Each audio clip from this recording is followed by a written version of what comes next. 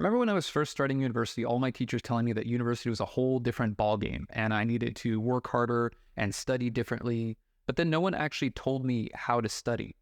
So in this video, what I want to do is I want to show you how to study in university so that you're less stressed, you spend less time doing it, and you actually learn something. What's up, everyone? I'm Adam. I'm an ex-lawyer, ex-business exec, and now I am a full-time university prof. One of the most common questions I get from my students is, how do I study for your course? And at first, the question kind of threw me off because in my mind, I was confused. I was like, what's so different about my course? It's a regular lecture style course. You'd study for my course the same way you would study for any course. And then I slowly realized that the question wasn't actually, how do you study for my course? It was, how am I supposed to study for a course in university altogether? And so today I want to walk you through the ways that you can do that. And we're going to start by looking at how students who are mediocre studiers do it. And then we'll layer on the additional habits that you can add into there to the point where you can actually be a master studier in university, end up with better grades, spend less time doing it, and be less stressed throughout. So let's get started. Let's kick it off right now. So when most students think about studying for university, they are really looking at two parts. They start with attending lectures, and then the second part is they study before their midterms or before their final exams. And that is what the majority of students do in university, because that's what the majority of us did prior to university. You'd go to class, you get homework, you study for the test, you pass the test, and that was it. And so when you get to university, we figure it's got to be the same thing, right? Except you soon come to realize that things are a little bit different in university. For starters, you spend way less time covering topics in class. And so if you just attend lectures and then just focus on reviewing what's in the lectures, chances are it's not going to be enough to get you through your final exams or your term papers or whatever assignments you have. And so you need to approach things a little bit differently. The first thing that better students do in university is, in addition to going to lectures and studying, they do pre-reads. Now, you might be thinking, now, of course, I do pre-reads. My professor tells me, read this before coming to class, so obviously I do it. The problem with that is that most people don't really understand how to do a pre-read properly. And in fact, they spend way too much time pre-reading before getting to a lecture, and it's not actually all that helpful. And so we're going to talk a little bit more about how to do that in just a second, but I also want to talk about the third step in studying for a class that a lot of students miss, and that is what happens after the lecture. And so the best students in university, what they'll do is they'll pre-read in a specific way, and then they'll attend lectures, and then following the lecture, they will do some reviews. And then just before their test or their final, they will do a full-on course of studying. You put all these things together, and that is the roadmap to how you study in university. Now, it sounds simple, right? The thing is, you need to know how to do each of these steps properly if it's actually going to work. Because if I just say to you, okay, pre-read, go to lectures, review the lectures, and then study, you're probably not going to do all that much that differently than what you're doing today. So let's tackle each of these things one by one and look at what you should be doing and shouldn't be doing, starting with the pre-read. Now, with a pre-read, the worst thing that you could do is just open your textbook or whatever reading you have and read it cover to cover from top to bottom. It seems like that would be the logical way to do a pre-read, but the reality is if you do that, A, it's going to take you way too much time, and B, you're not actually going to be absorbing anything. So instead, what you need to be doing when you're pre-reading for a lecture is you need to kind of get an understanding of what the material is about and how it's organized.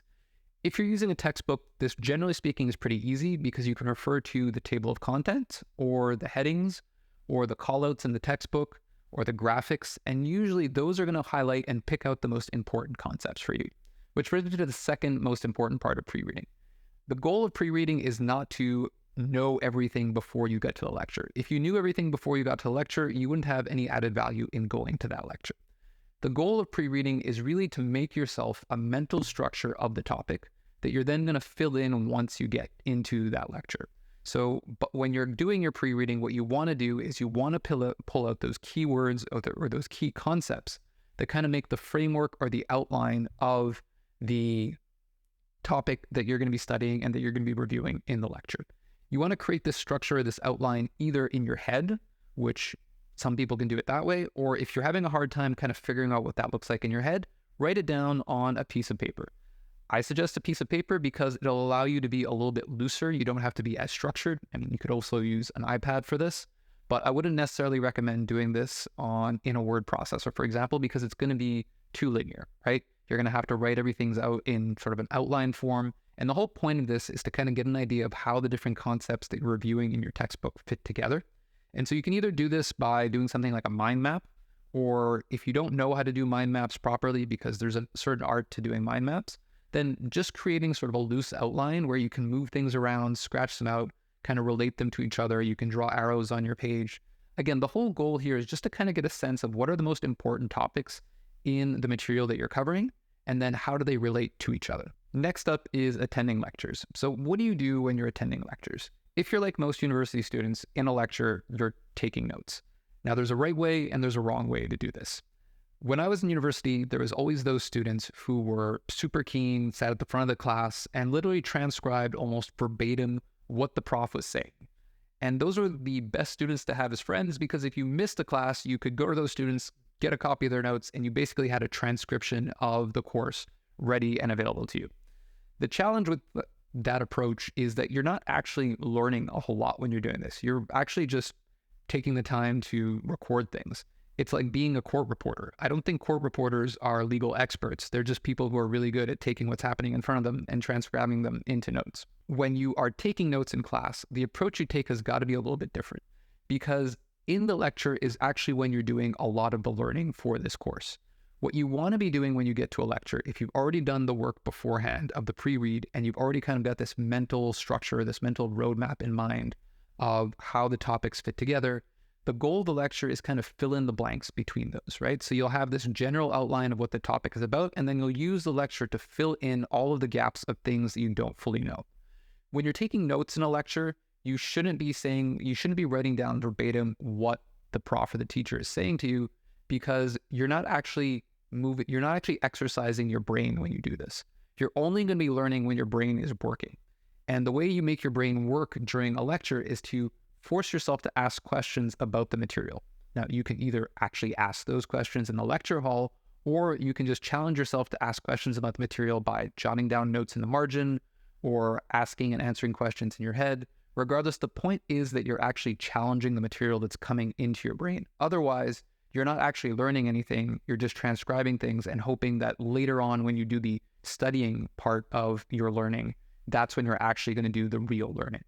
But if you do that, you're actually wasting a huge learning opportunity in the lecture itself. And if you're already going to be spending an hour and a half to 3 hours sitting to someone and listening to someone drone on, you might as well use that time to actually learn the topic that you are going to be you're going to be tested on at some point in the future. The other thing that you can do in lectures that is actually really helpful for learning is to actually participate in the discussions in the lecture. Now, if you're in any type of program or course where participation is encouraged, and you're one of those people who doesn't like to be active in class, I highly suggest that you kind of get over that and find a way to get involved in the conversation, because again, this is a way for you to sort of challenge that knowledge, and it will be something that is going to be much easier for you to retain and recall later on than if you're just sort of passively sitting there and observing what's going on in the lecture hall.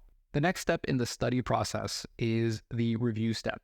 And this step is actually possibly the most important step in terms of actually learning the material, because when you are reviewing the content, that is when you're actually going to be doing the most, you're actually going to be putting in the most effort, and that's how you're going to retain the most amount of information. So when you do the reviewing step, you want to be doing this probably about 24 to 48 hours after the actual lecture. And when you're reviewing your notes, what do you want to do? You don't want to just take your notes and reread them, because there's no effort involved in that. And so it's not going to be helpful in terms of actually learning stuff and actually remembering it once you get to the midterm or the final or whatever you're being tested on, right? So what you actually want to do when you're going through this review phase is to once again go back to the structure that you created for yourself when you were doing the pre-read and that you started to fill out during the lecture. Chances are during the lecture, you didn't fully flesh out this entire structure, and you probably still have a bunch of open questions, and there's probably still a bunch of gaps. Also, because you never actually read the entire textbook cover to cover, you were just kind of skimming through it. This is the point at which you can take those gaps in your knowledge, go back into the textbook, and start hunting for the answers here. And the hunting is really important, because the hunting is the effort that your brain is going to go through that's going to allow you to actually remember the stuff that you're currently learning. as opposed to your brain just kind of passively absorbing stuff as you're reading through things in a linear fashion. As you do these things, there are going to be concepts that are going to start to really make sense to you and where you can kind of understand the underlying principles. And that's really what you're looking for here, right? Because if you understand the principles and you understand how they relate to each other, you don't actually have to memorize anything. You can just understand these baseline first principles, if you will, and then when it comes time to figure out how to answer a question on an exam, you're not just regurgitating something that you memorized, but you're actually speaking from a place of true understanding. Now, that is not only easier than having to memorize a bunch of stuff, it also leads to better answers and better results. And so most university midterms or finals or any type of test is generally speaking not going to be the type of testing where we're just going to ask you to give me something from rote memorization. We're testing your understanding of a topic. And so the way that we'll frame questions is always going to be slightly different than what we saw in lectures or what we saw in the textbook, because this allows us to see which students are actually understanding the material and which ones have just sort of rote memorized everything. So if you take this opportunity in the review step to kind of understand how this stuff actually works, then you're actually going to perform better in the final exam. That being said, there is always going to be in any course some things which you will just realize, you know what, there's no way I'm going to just know this based off of my sort of core understanding. I need to memorize this. And for those few things that are left that you do need to memorize, that's where it's going to be important for you to come up with a system that'll help you memorize things. Whether you use flashcards or some other system, there's got to be a system that works for you. But as a general rule, it should probably be, less than, call it 15% of all the material in the course that you're actually memorizing. The rest of the stuff you should understand well enough that you don't need to memorize the contents of your book or your lecture notes. And then the last part of the review phase is actually, once you reviewed things after the lecture, you're going to want to go back and review these things on a regular basis, say every 2 to 3 weeks.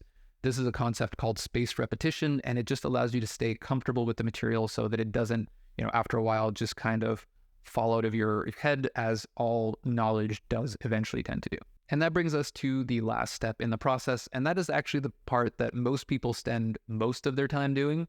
And that's where this entire thing kind of falls apart, right? If all of your time is spent studying just before the exam, then you actually haven't understood anything, and you're just trying to cram some knowledge into your brain for a 2 to 3 hour window of time while you're writing your final, and then it's going to fall out afterwards. The entire process is going to be stressful. You won't actually have learned anything, and it's not super useful. If you follow this 4-step framework, though, the studying step in the study process is actually a foregone conclusion, and it's actually the easiest of all the steps. Some tips to make your studying a little bit more effective. Again, make sure that you're using an active studying process. You don't want to just sort of passively sit back and review your notes or reread your notes or look at the slides from class again or reread the textbook. That's not actually going to help you.